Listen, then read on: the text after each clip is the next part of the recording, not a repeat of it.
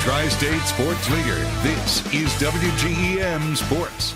Signings continue to take place all across the Tri-States. Last week, a slew of student athletes from Quincy Notre Dame made their college decisions official. Among the athletes signing was Sage Stratton. Sage will be continuing her academic and athletic career at Drury University in the GLVC.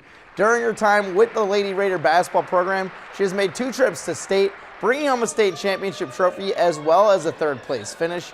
Sage also starred for the Quincy Notre Dame soccer program and won a state title during her freshman season. But when it came time to choose a school to further her basketball career, the choice was an easy one.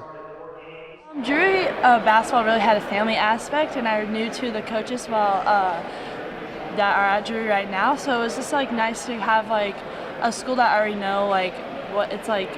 We have a family aspect here, and having a family aspect at Drury too. It's going to be kind of going from a similar program to another program, and it's just going to be an easier transition. Sage has had a great support system as she navigated the recruiting process, but notes her relationship with former QND star Abby Schreck, who helped her become the athlete she is today.